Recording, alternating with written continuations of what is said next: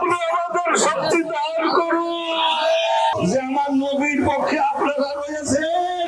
আল্লাহর কাছে মুনাজাত দিচ্ছি, ও আল্লাহ, আল্লাহুম্মা আমিন। আল্লাহ অতীতে গুনাহ যদি করেও থাকি, কিছু ভুল করে থাকি, আল্লাহর সব গুনাহ এবং ভুলগুলি ক্ষমা মার্জনা করুন। ও আল্লাহ, আমাদের ইমানের তেজ বাড়ায়।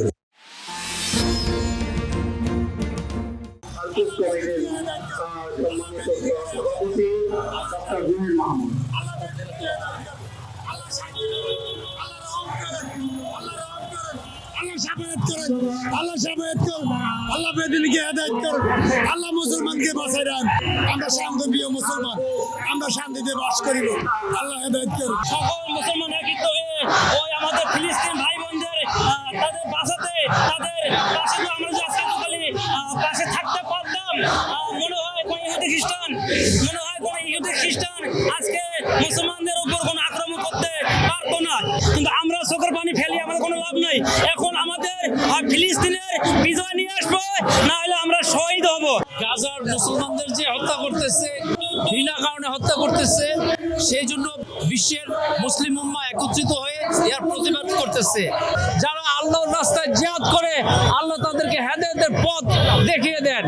তো এই জন্য সকল মুসলিম এক হয়ে জিহাদের ডাক দিয়ে এখন জরুরি হয়ে পড়েছে। প্রত্যেকটা মুসলমান আমাদের আত্মার সাথে সম্পর্ক, সে যেখানেই থাকুক, সে পৃথিবীর যেই প্রান্তেই থাকুক, হ্যাঁ, এটা আমাদের আত্মার সাথে সম্পর্ক।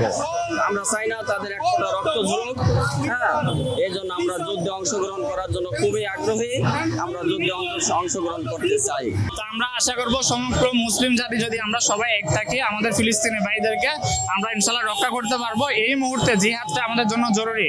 জিহাদের একটা রুলস আছে যে আপনাকে যখন আপনার ভূমি থেকে কেউ উচ্ছেদ করবে, তখন সেখানে জিহাদ ফরজ।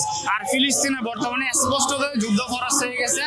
আমরা সমগ্র মুসলিম ভাই মিলে আমরা ইনশাল্লাহ ফিলিস্তিনের পাশে থাকবো। অবিলম্বে ফিলিস্তিনকে একটি স্বাধীন সার্বভৌম রাষ্ট্র হিসেবে ঘোষণার জন্য আমি জাতিসংঘের কাছে বিনীতভাবে আহ্বান জানাচ্ছি। আমাদের শক্তি দান করুন যে আমার নবীর পক্ষে আপনারা রয়েছে। আল্লাহর কাছে মুনাজাত দিচ্ছি, ও আল্লাহ, আল্লাহুম্মা আমিন। আল্লাহ অতীতে গুনাহ যদি করেও থাকি, কিছু ভুল করে থাকি, আল্লাহর সব গুনাহ এবং ভুলগুলি ক্ষমা মার্জনা করুন। ও আল্লাহ, আমাদের ইমানের তেজ বাড়ায়। জীবনের সব গুনাহ মাফ। আমাদের জাতীয় ইমাম সমাজকে আপনি কবুল করেন। আপনারা একটু প্রচার করে দিবেন, বাবা আমার পয়সা করি নাই, ওই হেবনো মানি বলে মায়ে তৈ বছরে পড়বে বলে মায়ে তৈ।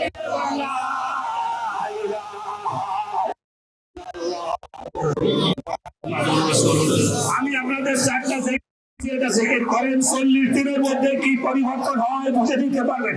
সবাই জোরে বলুন সুবহানাল্লাহ, আরো জোরে আলহামদুলিল্লাহ, আরো জোরে লা ইলাহা ইল্লাল্লাহ। সবচাইতে জোরে আকাশের দিকে হাত তুলে বলুন আল্লাহু